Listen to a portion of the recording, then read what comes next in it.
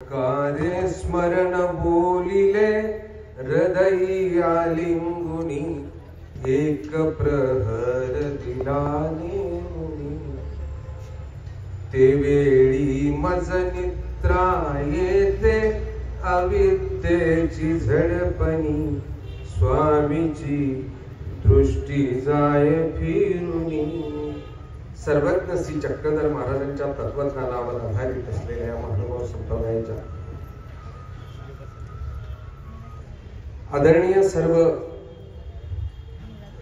संतगणांच्या उपस्थितीमध्ये हा देखणा सोहळा पार पडता। प्रसाद बांधणी स्मरणाशी निगडित आहे, मानवांच्या विचाराशी, भावनेशी आणि श्रद्धेशी निगडित आहे। जी प्रसाद सेवा या मानवांच्या दृष्टीने अत्यंत महत्वाचा क्षण। या प्रसादाची बांधणी होते। प्रसाद असा एक प्रकार आहे की मला असं वाटतं जीवमात्राच्या उद्धाराकरता जितकं प्रसादाचं महत्व आहे त्या महत्वाचं शब्दात किंवा सर्वज्ञांनी स्वतःच्या सूत्रामध्ये विश्लेषण केलं नाही, त्यापेक्षा स्वतःच्या कृतीतनं केलेलं जे दर्शन ते मात्र आमच्या काळजाला भिडून जाणार। सर्वज्ञांची त्या प्रसादावर असलेली स्वतःची श्रद्धा व्यक्त करताना ती लीळा आपल्याला दिसते आणि आपण आपसूकपणे डोंगेग्राफला त्या प्रसन्न मठामध्ये पोहोचतो।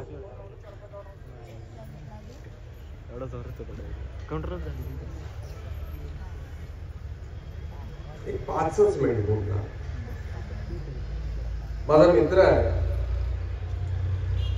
विश्वनाथ बाबा मुखेडकर बाबा, याच्याशी फार नातं जुळत नाही, नाळ जुळत नाही, पण राजू म्हटलं की आमची नाळ जुळते। आम्ही संवत्सरच्या कालखंडामध्ये एकत्र अभ्यास केला, खेळलो, भांडणं केली, उड्या मारल्या, प्रचंड आमच्यापेक्षा वरिष्ठ असलेल्या लोकांना प्रचंड मानसिक त्रास दिला। मग ते हंसदादा खामनेकर असतील, आता सातारचे बाबा असतील, कुमारदादा असतील, मग आता खामनेकर बाबा असतील, या लोकांना प्रचंड नको तितका त्रास दिला। जे आहेत त्यावेळेचे संवत्सरशी सर्व आचार्य त्रास दिला। त्यावेळेचा खेळही मोठा गमतीचा होता, पण विश्वनाथ बाबा मात्र त्यावेळेला राजू बुद्धिवान फार होते नक्कीच। बाकी त्यांनी सांगितलं कधी कधी बुद्धिवान माणसं ही थोडी खरं बोलत असतात आणि खरं बोलणं हे चालत नसतं। विश्वनाथ बाबाला मी अनेक वेळेला सांगतो, बाबा खरं बोलू नको, जोपर्यंत मी खरं बोलत होतो ना तोपर्यंत मला भागवताचार्य होतं आलं, मी आताही काही खरं बोलू शकतो, पण आता खरं बोलायला गेलं का मला स्टेज सोडावं लागेल। त्याच्यामुळे खरं बोलू नको, पण तो खरं बोलल्याशिवाय राहत नाही। लक्षात घ्या, कडूगोळी देताना त्याच्यावर आवरण छान गोड साखरेचं दिलं की ती पचते आणि गुण येतो, त्याच्यावर पचवून समोरच्याला गुण आणण्याकरता। पण ते असं आहे, नाणी माणसाचं ते एक वैशिष्ट्य आहे की ती परखड असतात। परिस्थितीशी सामना कसा करावा हे मी माझ्या संपूर्ण जीवनामध्ये विश्वनाथ बाबांकडनं पाहून शिकलो। आमची मी द्रौपदी केली ना, विश्वनाथ बाबाची असं काही नाही, आमची केली। विश्वनाथ बाबाच्या जवळचे लोक पळून गेले म्हणजे असं काही नाही, आमच्याही जवळचे गेले, आमचं म्हणणारे गेले, आम्ही ज्यांच्या पालख्या उचलल्या ते गेले।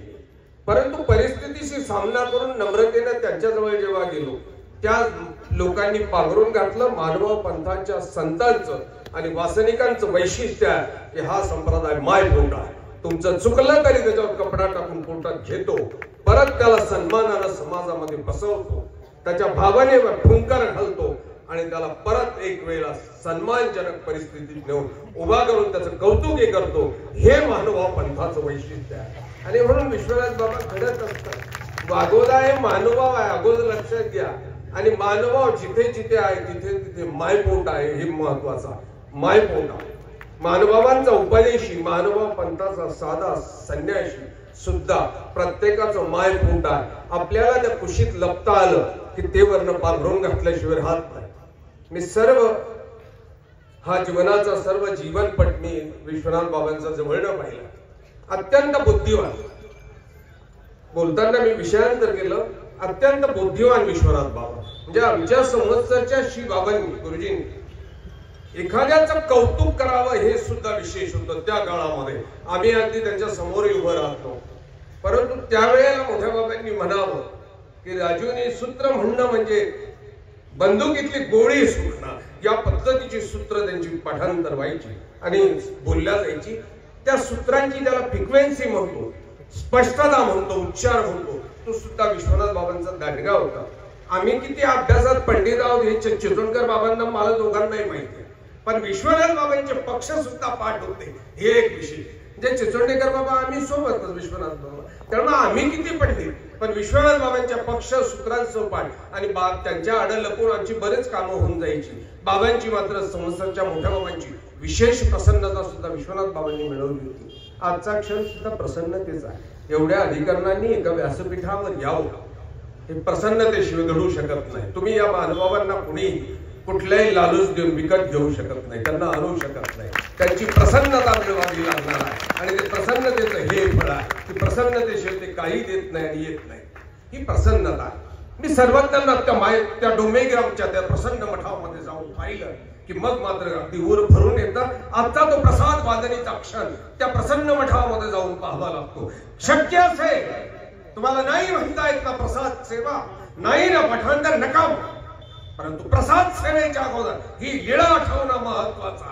प्रसाद सेवेतली शब्द कुठल्या तरी कविकर्त्यानं केली असते, कुठल्या तरी प्रसंगातली ती एक एक जोडली असते, संशोधनात निर्माण झाली असती, भावनेला फुटलेल्या बाजारात प्रसाद सेवा निर्माण झाली असेल.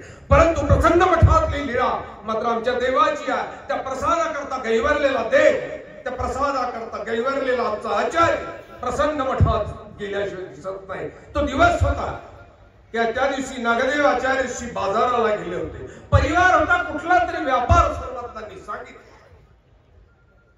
परिवाराने नकारला असेल, काय घडलं असेल सांगता येत नाही, पण सर्वांची प्रवृत्ती मात्र भंग झाली. चेहऱ्यावर उदासीनता आहे. भक्त परिवाराच्या लक्षात आलं सर्वज्ञ नाराज, चेहऱ्यावर उदासीनता आहे. सर्वज्ञांच्या समोर जाण्याची कुणाची हिंमत होत नव्हती, कुणी सर्वज्ञांच्या समोर जायला तयार. असा एक उदासीनतेचा क्षण आला की सर्वज्ञांनी आपल्या अंगावरची वस्त्र उतरवून ठेवली आणि प्रसन्न मठातल्या त्या ओट्यावर पहुड स्वीकार विवस्त्र अवस्थेमध्ये दिवस मावळतीच्या दिशेनं निघाला. आता सावल्या आपल्या सूर्याची कोमळ किरण दिसायला लागली. पाखरं घरी जायच्या तयारीत. गाई गुरांनी सुद्धा परतीचा प्रवास सुरुवात केला. तसं बाजारावरनं आचार्यशी नागदेवाने अवघा परिवार आचार्यशी नागदेवाच्या भोवती जमा झाला. आचार्यांना हात जोडले, सांगितलं नागदेवा सर्वांना रागावले, प्रसन्नता भंग झालेली आहे, प्रवृत्ती भंग झालेली आहे. डोक्यावरच्या बाजाराची पाटी खाली ठेवली, बाईसांकडे गेली आणि आचार्यांनी बाईसांना सांगितलं, बाई श्री प्रभू बाबांनी दिलेलं ते प्रसादाचं वस्त्र द्या.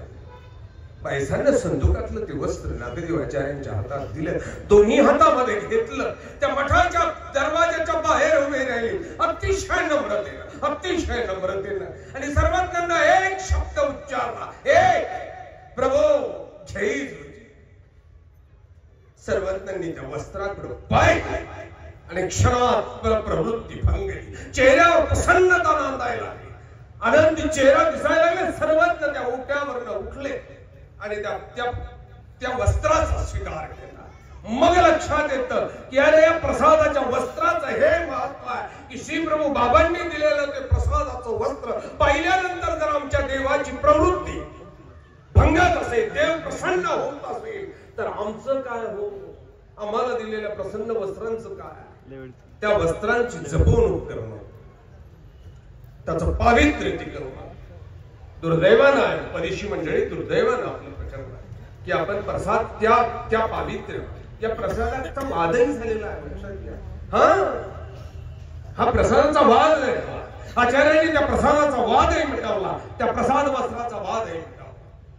ते काही तुझ्या बापाचे हा शब्द सुद्धा आचार्याच्या मुखातनं निघालेला स्मृतिस्थळामध्ये आपल्याला पाहायला मिळतो. त्या प्रसादावर या संप्रदायाच्या आचार्य पदाच्या नेमणुकी झालेल्या पाहिल्या ना आपण, या विभागण्या झाल्या ना या प्रसादांवर झाल्या, देवपूजेवर झाल्या. आणि या प्रसादाचं अगदी मला असं वाटतं प्राणाच्या पलीकडे याचं संरक्षण आमच्या साधकांनी केलं. आमच्यापर्यंत आले 800 वर्ष आले, 800 वर्ष. आज तो महोत्सव होतो. त्या प्रसादाच्या वरच्या आवरणाचं नूतनीकरण होत आहे. प्रसादाची बांधणी हा शब्द वासनिकांना कळत नाही, परंतु तो प्रसाद, तो वस्त्राचा जो भाग त्या भागाला परत एक वेळेला सुरक्षित करण्याकरता त्यावर चढवल्या जाणार नव्यानं जे आवरण आहे ते आवरण चढवून त्या प्रसादाला झालेला थोडासा छेद असेल, अल्लाद असेल, या दोषामुळे तिथे असलेली ती माया कृपा शक्ती दुखावली असते आणि म्हणून त्याकरता या आदरणीय गुरुजनांना बोलवावं, त्या गुरुजनांच्या त्या पावित्र्यानं त्याचं पूजन करावं, प्रसवाची 2 दंडवत घालावी, प्रायश्चिताची 2 दंडवत घालावी, क्षमा मागावी की त्या प्रसादाला छेद अल्लाद झाला असेल म्हणून. याकरता हा सर्व सोहळा, या सोहळ्याला उपस्थित असलेली सर्व आदरणीय सज्जन, मी सांगितलं होतं मी फार बोलणार. माझा मित्र जर नसता राजू तर कदाचित मी आलो नसतो. नेहमीच आमचे कवीश्वर कुलाचार्य, आमचे कुलाचार्य म्हणत असतात नेहमीचे धंदे आहेत तुझे, बस कुठेही भागवत घेतो काही उद्योग करतो. काय करू बाबा, भागवत नको करू तो काय करू. आचार्य गाद्या होत्या तेवढ्या गेल्या, माझी मालकीची कवीश्वर कुलाचार्य होती ती गेली. मी म्हणतो बरा आहे ना मी भागवत आचार्य, पळत असो काय करू. शिंद्या बळीला माझी भागवत कथा चालू. मी रात्री कथा संपवली आणि 10च्या दरम्यान निघालो. आता संध्याकाळी मला कथेला 6 वाजता पोहोचलो पाहिजे म्हणून मी फार बोलणार नव्हतो. पण राजू विश्वनाथ बाबांकरता प्रेम व्यक्त करणं, मुखेडकर बाबांकरता प्रेम व्यक्त करणं गरजेचं होतं. या सभेचे अध्यक्ष आदरणीय श्रद्धेय परमपूजनीय पट्टाधीश मनशी बाबाजी, या कार्यक्रमाला उपस्थित असलेले कवीश्वर कुलाचार्य परमपूजनीय पट्टाधिष्ठित कानाशी निवासी बाबाजी, परमपूजनीय पट्टाधिष्ठित आमचे कुलाचार्य कवीश्वर कुलाचार्य, अखिल भारतीय मानव परिषदेचे अध्यक्ष अमरावती निवासी बाबाजी, प्रमोधन परिषदेचे अध्यक्ष, हा शब्द फार ज्यांच्याकरता लहान, उपाध्यक्ष लहान आमनार, आदरणीय श्रद्धेय प्रातस्मरणीय बुलढाण्याचे बाबाजी, आम्ही ज्यांना गुरुस्थानी मानतो ते आदरणीय श्रद्धेय प्रातस्मरणीय आमचे मकरधोकडा निवासी बाबा, अजिंठा निवासी बाबा, आमचे आदरस्थान आमचे माहुर निवासी बाबाजी, ज्यांच्या समोर आमचं लहानपण गेलं ते मड निवासी बाबाजी, आदरणीय श्रद्धेय वैराग्यमूर्ती मराठे बाबाजी, ज्ञानवृद्ध आदरणीय श्रद्धेय परमपूजनीय पट्टाधीष्ठित महंत श्री भीष्माचार्य बाबा, परमपूजनीय पट्टाधिष्ठित महंत श्री जळचा देव निवासी आंबेकर बाबा, माझ्यावर ज्यांचं अपार असं प्रेम आहे, कधी कधी चिमटे घेतात परंतु तरी प्रेम आहे. परमपूजनीय नाही आपण नंतर बोलू निवांत. तर माझ्यावर ज्यांचं प्रेम आहे, खरंच प्रेम आहे, विनोदाचं भाषण खरंच प्रेम, माझ्या दृष्टीनं श्रद्धाही आहे आणि ते ज्या गादीवर विराजमान झाली ती गादी अवघ्या महानुभाव पंथाचा श्रद्धा असतात. त्या गादी पुढे सर्व नतमस्तक होतात. भाग्यवान आहेत ते त्या गादीवर विराजमान होण्याचा, त्यांना तो दैवयोग लाभला आणि आम्हाला सुद्धा आमच्यावर प्रेम करणारी व्यक्ती त्या गादीवर विराजमान झाली आहे. मग बदनाम होण्याची बाबाजी, आदरणीय श्रद्धेय प्रातस्मरणीय आमचे बुलढाणा निवासी बाबाजी, माझे स्नेही परमपूजनीय पट्टाधीष्ठित महंत श्री लाड बाबाजी, माझे बंधू परमपूजनीय पट्टाधीष्ठित महंत श्री चिचोंडेकर बाबाजी, परमपूजनीय पट्टाधीष्ठित आंबे वडगाव निवासी बाबाजी. काय मगाशी बोलल्या गेलं बघा, एक 2च मिनिटं बोलतो. मगाशी बोलल्या गेलं बाबासाहेबांबद्दल. बाबासाहेबांनी मला 1-2 वर्षापासून सांगितलं थांबव, आता हे प्रकरण थांबव, तुला लेखनीचं चांगली कला दिली, छान लिहितो, हे काय बोलतो आणि निघून जातो, तू लिहायला सुरुवात कर.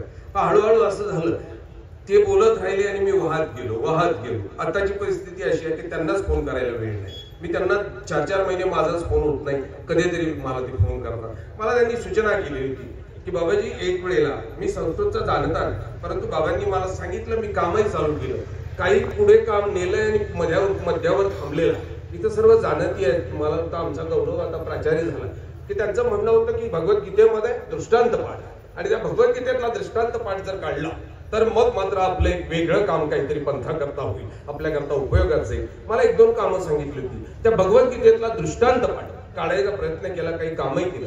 परंतु ही भागवत कथा असा प्रकार आहे की मिळणारी जी सवंग लोकप्रियता त्यामध्ये हे प्रकार सर्व वाहत गेलेला आहे. आता असं झालं की तिच्याशी झोपच येत नाही, अजिबात झोप येत नाही. बस कुठेतरी माईक वाजला पाहिजे, स्तुती झाली पाहिजे, पालखी निघाली पाहिजे, फुलं उधळले पाहिजे, संध्याकाळी मोठमोठ्याने उठून भागवत कथा केली पाहिजे. त्यामुळे बाबासाहेबांना मी नाराज केलं आणि गेल्या 4-6 महिन्यापासून बाबासाहेबांनी फोन करणंच बंद करून टाकलं. त्यावेळी तुला तुझ्यात जे होतं ते मला काढायचं होतं, तुझ्यात नको ते तू ठासून भरलंय.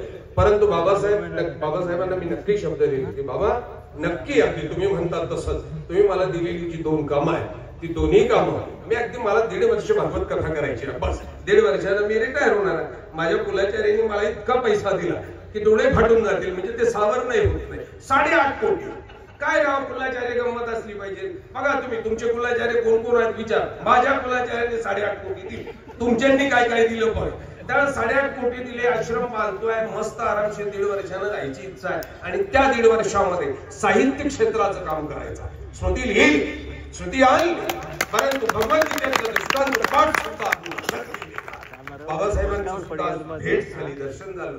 मागे असलेली सर्व आदरणीय संतगण या संतगणांची कान धरून माफी मागतो. तुमचे नामोल्लेख मी करायला पाहिजे. तुमच्या नामोल्लेखाने फायदा कुणाचाच काही होणार नाही, माझी जिव्हा पवित्र झाल्याशिवाय राहणार नाही. परंतु वेळ या आदरणीय संतगणांचे विचार हा पाहता तुम्हा सर्वांना नम्रतेने दंडवत करतो. खाली माझी स्नेही आहे वाडेगावकर बाबा, माझा मित्र आहे, खाली बसलाय. वाडेगावकर बाबासारखे माझे स्नेही आहे. कृष्णनाथ बाबा आमचे इथे तांदलवाडीला मी येऊन गेलो, भागवत कथा करून गेलो. आता ही शेजारी जिथे भागवत कथा आहे मला तो 25 किलोमीटरला आहे, पुढच्या महिन्यात जाऊ. उपस्थित असलेल्या सर्व ज्या तपस्विनी आमच्या कराडच्या ताई आहेत, या तपस्विनी आहेत, तुम्हा सर्वांना अगदी कान धरून दंडवत प्रणाम करतो. थोडंफार चुकलं असेल तुम्हा लोकांची माफी मागतो. वागोदेकरांनाच नाही पण या परिसरातल्या सर्व मंडळींना, अगदी वास्तविक आणि ज्या महिला असतील सर्वांना आव्हान करतो की माझा राजू कदाचित स्वभावानं तापट बोलायला फटकळ असेल, पण राजू इतका स्वच्छ मनाचा माणूस कदाचित तुम्हाला आढळेल. इतका स्वच्छ मनाचा माणूस आहे. मला मात्र मित्र म्हणून अगदी मी माझ्या जीवनाच्या सर्व शुभेच्छा, सर्व यश राजूच्या जीवनाला लाभो, त्याला प्राप्त हो. या कार्यक्रमाचं जे प्रमुख दैवत होतं परिमंडल्य कुलाचार्य परम पूजनीय पट्टाधिष्ठित बाबाजींनी ज्या सात्विकतेनं हा परिवार संघटित करून हा कार्यक्रम पार पडत असताना आपण मात्र कोबरा धरला, हे सुद्धा या महानुभावांचं एक वैशिष्ट्य आहे, हे सुद्धा एक आदर्श आहे. मी बाबांना प्रणाम करतो, वाढलेल्या विचारांना विराम देतो. तुम्हा लोकांची माफी मागून